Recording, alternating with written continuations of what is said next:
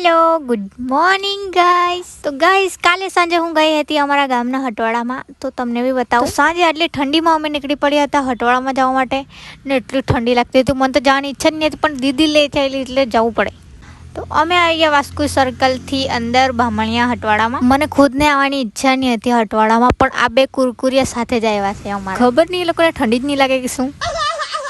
પછી બજારમાં આમ તેમ ફરતા અમે લીધી શાકભાજી, અને આ ટામેટા વાળામાં તો અમારો કલાક થઈ ગયો. સાચું બોર જેવા ટામેટા હતા, પણ ગાઈસ અહીંયા જ સસ્તા હતા એટલે અહીંયાથી જ લેવું પડે. ગાઈસ આપણે હટવાડામાં આવ્યા હોય અને પાણીપુરી કેવી રીતે ભૂલી શકીએ, તે તો અમે પહેલાં જ પાર્સલ કરાવી લીધી.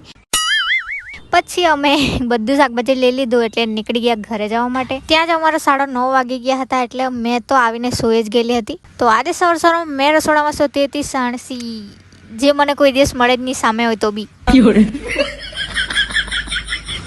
સવારમાં રસોડામાં આવવાનું બહુ દુઃખ લાગે ગાઈસ, કેટલી ઠંડી લાગે યાર. પછી મેં દુકાનથી સમોસા લાવી હતી, તે લઈને બેસી ગઈ ખાવા માટે. દૂધ બી સાથે લીધું છે. હવે દૂધ સાથે નહીં પીવાય એમ નહીં કહેતા. મેં છે ને સમોસા ખાઈને પછી આરામથી દૂધ ઠંડુ થશે ને ત્યારે પીવા. ને Chinese samosa is my favourite guys, મને બહુ ભાવે. આ 1-2 વર્ષ પહેલાં જ મને ખબર પડી છે કે આ દુનિયામાં ચાઇનીઝ સમોસા બી છે. સાચું ગાઈસ, મને આજ સુધી ખબર જ નહીં હતી કે ચાઇનીઝ સમોસા બી આવે. જ્યારથી ખબર પડેલી છે કે ચાઇનીઝ સમોસા નામની બી વસ્તુ છે આ દુનિયામાં, ત્યારથી આ વસ્તુ મારી ફેવરેટ છે ગાઈસ. તો મેં તો એને મસ્ત ચટણી સાથે ખાઈ લીધા. એટલા મસ્ત ટેસ્ટી લાગતા હતા ને ગાઈસ કે હમણાં એડિટ કરતાં કરતાં મોઢામાં પાણી આવે છે.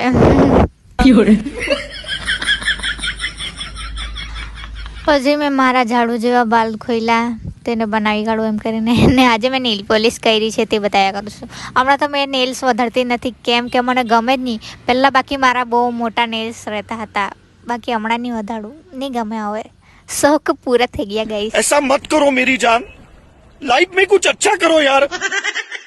પછી હું રેડી થઈ ગઈ એટલે નીકળી ગઈ દીદીના રૂમ પર જવા માટે. ચલતે ચલતે अपन પહોંચ ગયા मेरी दीदी के रूम पे. પછી ત્યાં થોડી વાર આરામ કરીને હું નીકળી ગઈ મારા કામ પર જવા માટે. ત્યાં જતા જતા મને આ ક્યુટ વ્હાઈટ પપ્પી દેખાયું હતું, પણ મને બીક લાગે એટલે મેં દૂર જ રહી. પછી 1 વાગ્યો એટલે દીદી સાથે અમે નીકળી ગયા જમવાનું લેવા માટે.